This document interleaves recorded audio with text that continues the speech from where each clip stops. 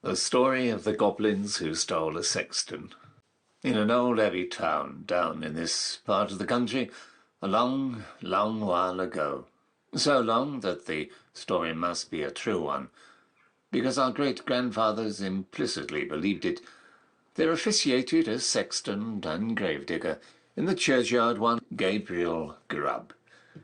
It by no means follows that because a man is a sexton and constantly surrounded by the emblems of mortality, therefore he should be a morose and melancholy man.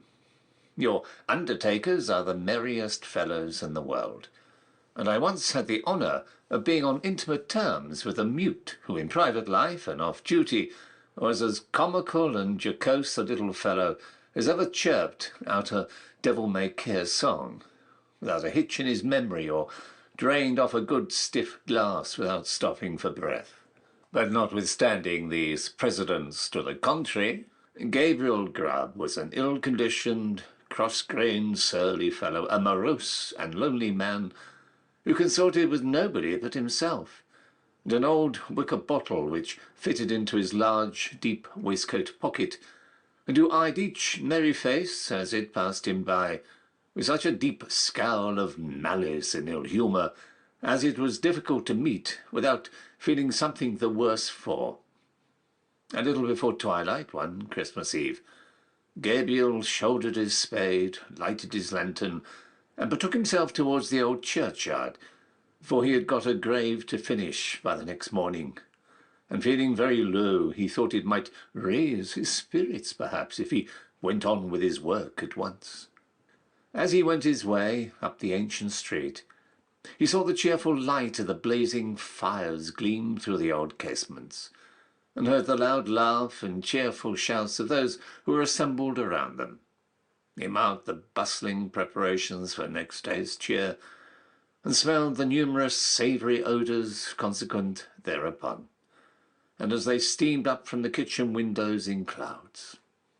All this was gall and wormwood to the heart of Gabriel Grubb, and when groups of children bounded out of the houses, tipped across the road, and were met, before they could knock at the opposite door, by half a dozen curly-headed little rascals who crowded around them as they flocked upstairs to spend the evening in their Christmas games, Gabriel smiled grimly and clutched the handle of his spade with a firmer grasp, as though he thought of measles, scarlet fever, thrush, whooping cough, and a good many other sources of consolation besides. In this happy frame of mind, Gabriel strode along, returning a short, sullen growl to the good-humoured greetings of such of his neighbours as now and then passed him, until he turned into the dark lane which led to the churchyard. Now Gabriel had been looking forward to reaching the dark lane, because it was, generally speaking, a nice, gloomy, mournful place, into which the townspeople did not much care to go, except in broad daylight and when the sun was shining. Consequently, he was not a little indignant to hear a young urchin roaring out some jolly song about Merry Christmas, in this very sanctuary which had been called Coffin Lane ever since the days of the old abbey and the time of the shaven-headed monks. As Gabriel walked on, and the voice drew nearer, he found it proceeded from a small boy who was hurrying along to join one of the little parties in the old street, and who, partly to keep himself company and partly to prepare himself for the occasion, was shouting out the song at the highest pitch of his lungs. So Gabriel waited until the boy came up, and then dodged him into a corner and rapped him over the head with his lantern 5 or 6 times, just to teach him to modulate his voice.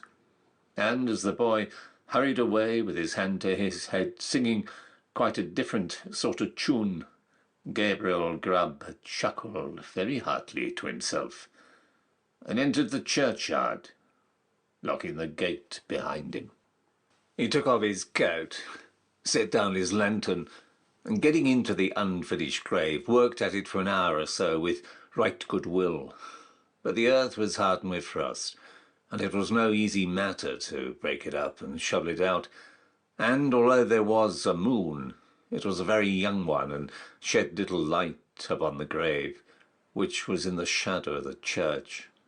At any other time these obstacles would have made Gabriel Grubb very moody and miserable, but he was so well pleased with having stopped the small boy singing that he took little heed of the scanty progress he made, and looked down into the grave when he had finished work for the night, with grim satisfaction, murmuring as he gathered up his things, "Brave lodgings for one, brave lodgings for one, a few feet of cold earth when life is done, a stone at the head, a stone at the feet, a rich juicy meal for the worms to eat, rank grass overhead, and damp clay around, brave lodgings for one, these in holy ground."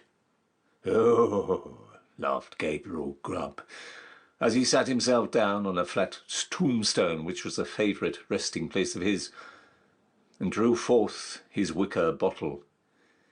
"A coffee-neck Christmas, a Christmas box, ho, ho, ho," repeated a voice which sounded close behind him. Gabriel paused. It was some alarm, in the act of raising the wicker bottle to his lips, and looked around. The bottom of the oldest grave about him was not more still and quiet than the churchyard in the pale moonlight. The cold hoar frost glistened on the tombstones and sparkled like rows of gems among the stone carvings of the old church. The snow lay hard and crisp upon the ground, and spread over the thickly strewn mounds of earth, so white and smooth a cover that it seemed as if corpses lay there, hidden only by their winding sheets. Not the faintest rustle broke the profound tranquillity of the solemn scene. Sound itself appeared to be frozen up. All was so cold and still. "It was the echoes," said Gabriel Grubb, raising the bottle to his lips again. "It was not," said a deep voice. Gabriel started up and stood rooted to the spot with astonishment and terror, for his eyes rested on a form that made his blood run cold.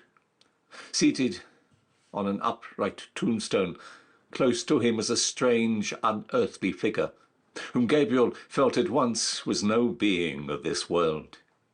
His long, fantastic legs, which might have reached the ground, were cocked up and crossed after a quaint, fantastic fashion. His sinewy arms were bare, and his hands rested on his knees. On his short, round body he wore a close covering, ornamented with small smashes. A short cloak dangled at his back. The collar was cut into curious peaks which served the gobbling in lieu of ruff or neckerchief, and his shoes curled up at his toes into long points. On his head he wore a broad-brimmed sugar-loaf hat garnished with a single feather. The hat was covered with white frost, and the goblin looked as if he had sat on the same tombstone very comfortably for 200 or 300 years. He was sitting perfectly still. His tongue was put out as if in derision, and he was grinning at Gabriel Grubb with such a grin as only a goblin could call up.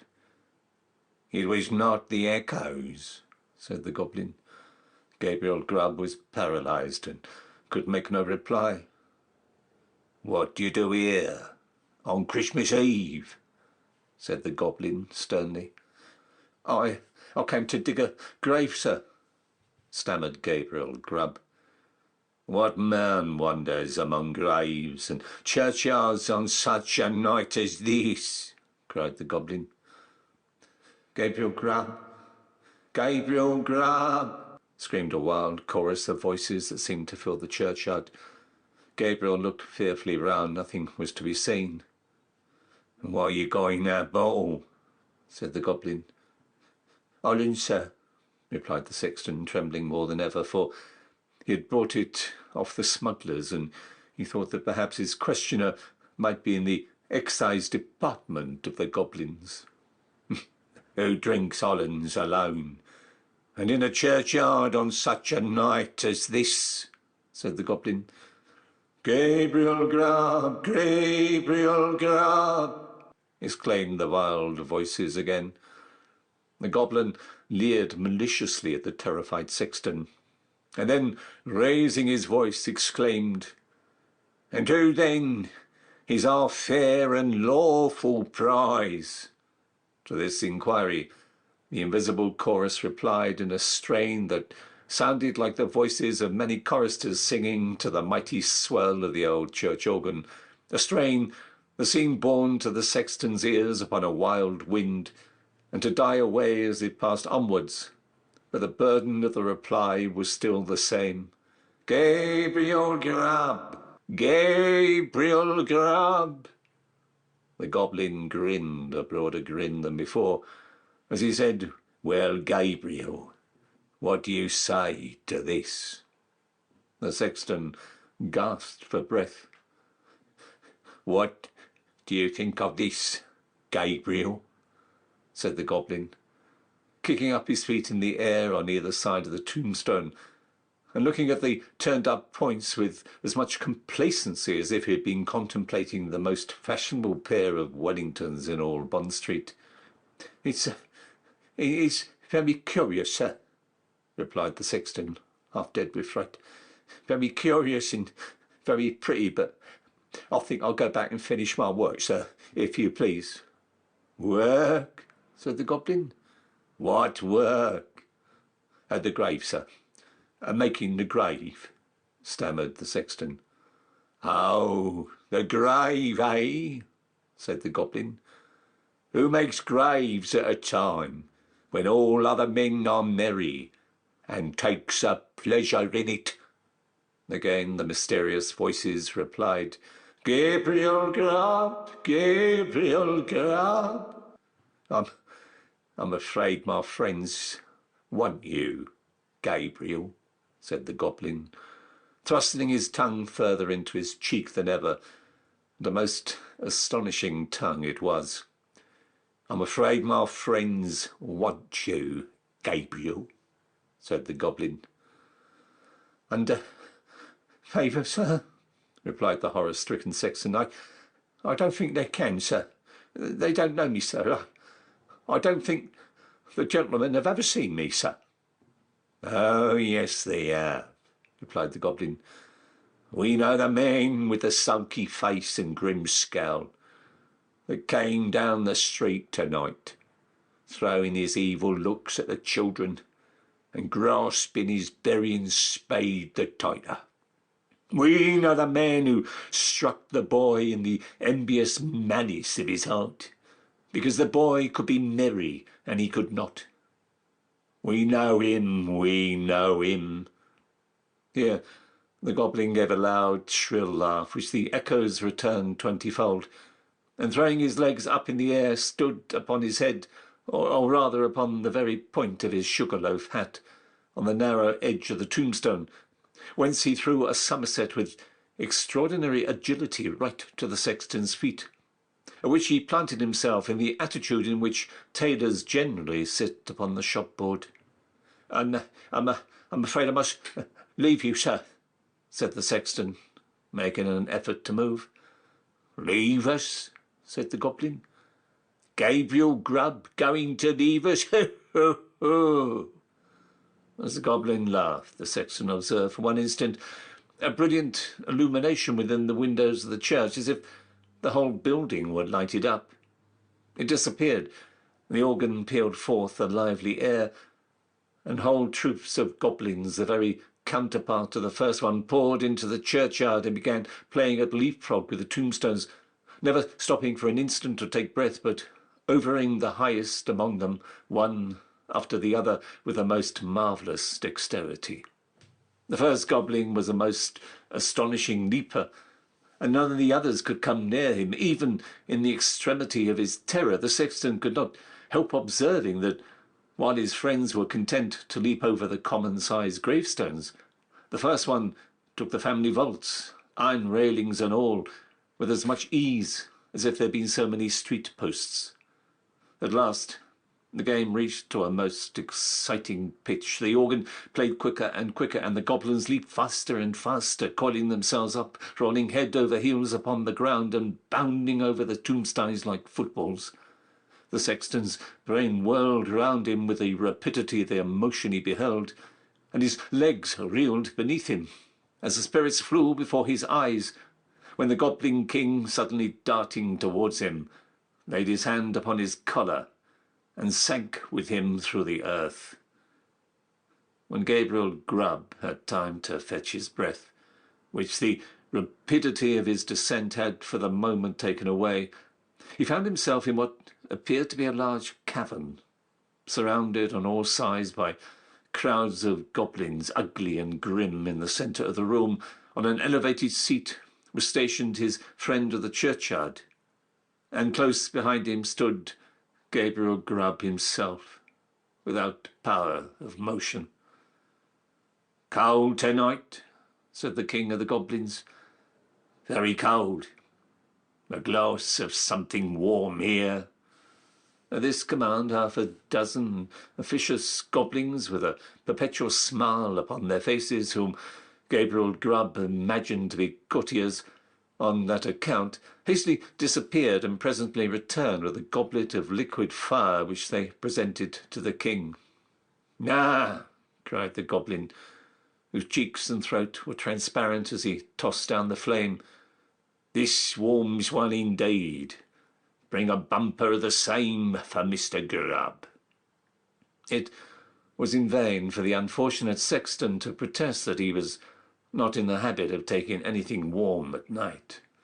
One of the goblins held him, while another poured the blazing liquid down his throat. The whole assembly screeched with laughter as he coughed and choked and wiped away the tears which gushed plentifully from his eyes after swallowing the burning draught. "And now," said the king, fantastically poking the tapered corner of his sugar-loaf hat into the sexton's eyes, and thereby occasioning him the most exquisite pain, "and now, show the men of misery and gloom a few of the pictures from our own great storehouse." As the goblin said this, a thick cloud which obscured the remote end of the cavern rolled gradually away, and disclosed, apparently at a greater distance, a small and scantily furnished but neat and clean apartment.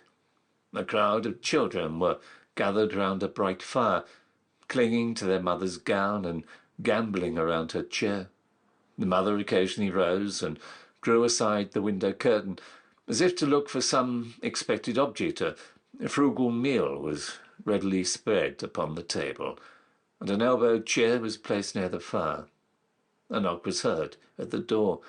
The mother opened it, and the children crowded round her and clapped their hands for joy as their father entered. He was wet and weary, and shook the snow from his garments, as the children crowded round him, and seizing his cloak, hat, stick, and gloves, and with busy zeal ran with them from the room.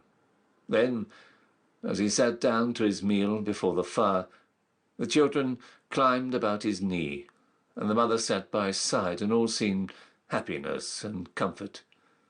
But a change came upon the view, almost imperceptibly. The scene was altered to a small bedroom, where the fairest and youngest child lay dying. The roses had fled from his cheek, and the light from his eyes, and even as the sexton looked upon him with an interest he had never felt or known before, he died. His young brothers and sisters crowded round his little bed, and seized his tiny hand, so cold and heavy, but they shrank back from its touch and looked with awe on his infant face, for calm and tranquil as it was, and sleeping in rest and peace as the beautiful child seemed to be, they saw that he was dead, and they knew he was an angel, looking down upon and blessing them from a bright and happy heaven. Again the light cloud passed across the picture, and again the subject changed. The father and mother were old and hopeless now, and the number of those about them was diminished more than half. But content and cheerfulness sat on every face, and beamed in every eye as they crowded round the fireside and told and listened to old stories of earlier and bygone days. Slowly and peacefully the father sank into the grave, and soon after the sharer of all his cares and troubles followed him to a place of rest. The few who yet survived them kneeled by their tomb and watered the green turf which covered it with their tears, then rose and turned away sadly and mournfully, but not with bitter cries or despairing lamentations, for they knew that they should one day meet again.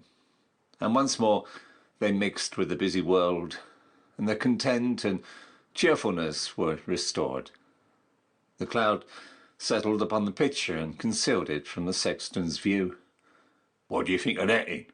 said the goblin, turning his large face towards Gabriel Grubb. Gabriel murmured out something about it being very pretty and looked somewhat ashamed as the goblin bent his fiery eyes upon him.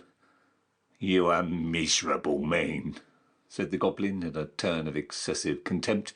"You—" He appeared disposed to add more, but indignation choked his utterance, so he lifted up one of his very pliable legs, and flourishing it above his head a little, to ensure his aim, administered a good sound kick to Gabriel Grubb, immediately after which all the goblins in waiting crowded round the wretched sexton, and kicked him without mercy, according to the established and invariable custom of courtiers upon earth, who kick whom royalty kicks, and hug whom royalty hugs.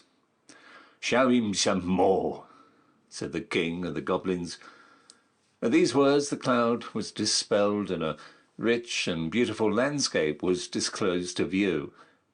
There is just another to this day within half a mile of the old abbey town. The sun shone from out the clear blue sky, the water sparkled beneath his rays, and the trees looked greener and the flowers more gay beneath his cheering influence. The water rippled on with a pleasant sound. The trees rustled in the light wind that murmured among their leaves. The birds sang upon the boughs, and the lark carolled on high her welcome to the morning. Yes, it was morning, the bright, balmy morning of summer. The minutest leaf, the smallest blade of grass was instinct with life. The ant crept forth to her daily toil. The butterfly fluttered and basked in the warm rays of the sun. Myriads of insects spread their transparent wings and revelled in their brief but happy existence. Man walked forth, elated with the scene, and all was brightness and splendour. "You miserable man," said the king of the goblins, in a more contemptuous tone than before, and again the king of the goblins gave his leg a flourish. Again it descended on the shoulders of the sexton, and again the attendant goblins initiated the example of their chief. Many a time the cloud went and came, and many a lesson it taught to Gabriel Grubb, who, although his shoulders smarted with pain from the frequent application of the goblin's feet thereunto, looked on with an interest that nothing could diminish. He saw that men who worked hard and earned their scanty bread with lives of labour were cheerful and happy, and that to the most ignorant the sweet face of nature was a never-failing source of cheerfulness and joy. He saw those who had been delicately nurtured and tenderly brought up cheerful under privations, and superior to suffering that would have crushed many of a rougher grain, because they bore within their own bosoms the materials of happiness, contentment, and peace.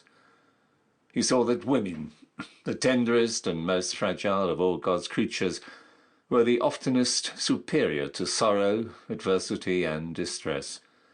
And he saw that it was because they bore in their own hearts an inexhaustible wellspring of affection and devotion. Above all, he saw that men like himself, who snarled at the mirth and cheerfulness of others, were the foulest weeds on the fair surface of the earth, and setting all the good of the world against the evil, he came to the conclusion that it was a very decent and respectable sort of world after all. No sooner had he formed it then the cloud which had closed over the last picture seemed to settle on his senses and lull him to repose. One by one, the goblins faded from his sight, and as the last one disappeared, he sank to sleep. The day had broken when Gabriel Grubb awoke and found himself lying at full length on the flat gravestone in the churchyard, with a wicker bottle lying empty by his side, and his coat, spade, and lantern, all well whitened by last night's frost, scattered on the ground. The stone on which he had first seen the goblins seated stood bolt upright before him, and the grave at which he had worked the night before was not far off. At first he began to doubt the reality of his adventures, but the acute pain in his shoulders when he attempted to rise assured him that the kicking of the goblins was certainly not ideal. He was staggered again by observing no traces of footsteps in the snow on which the goblins had played at leapfrog with the gravestones, but he speedily accounted for these circumstances when he remembered that, being spirits, they would leave no visible impression behind them. So Gabriel Grubb got on his feet as well as he could, for the pain in his back, and, brushing the frost off his coat, put it on and turned his face towards the town. But he was an altered man, and he could not bear the thought of returning to a place where his repentance would be scoffed at and his reformation disbelieved. He hesitated for a few moments, then turned away to wonder where he might and seek his bread elsewhere. The lantern, the spade, and the wicker bottle were found that day in the churchyard. There were a great many speculations about the sexton's fate at first, but it was speedily determined that he had been carried away by the goblins, and there were not wanting some very credible witnesses who had distinctly seen him whisk through the air on the back of a chestnut horse, blind of one eye, with the hindquarters of a lion and the tail of a bear. At length this was devoutly believed, and the new sexton used to exhibit to the curious, for a trifle emolument, a good-sized piece of the church weathercock, which had been accidentally kicked off by the aforesaid horse in his aerial flight, and picked up by himself in the churchyard a year or two afterwards. Unfortunately, these stories were somewhat disturbed by the unlooked-for reappearance of Gabriel Grubb himself some 10 years afterwards, a ragged, contented, rheumatic old man. He told his story to the clergyman and also to the mayor, and in course of time it began to be received as a matter of history, in which form it has continued down to this very day. The believers in the weathercock tale, having misplaced their confidence once, were not easily prevailed upon to part with it again. So they looked as wise as they could, shrugged their shoulders, touched their foreheads, and murmured something about Gabriel Grubb having drunk all the Hollands, and then fallen asleep on the flat tombstone, and they affected to explain what he supposed he had witnessed in the goblin's cavern by saying that he had seen the world and grown wiser. But this opinion, which was by no means a popular one at any time, gradually died off, and be the matter of how it may be, as Gabriel Grubb was afflicted with rheumatism to the end of his days. This story has at least one moral, if it teach no better one, and that is that if a man turns sulky and drink by himself at Christmas time, he may make up his mind to be not a bit better for it. Let the spirits be never so good, or let them be even as many degrees beyond proof as those which Gabriel Grubb saw in the Goblin's cavern. End of story. This recording is in the public domain.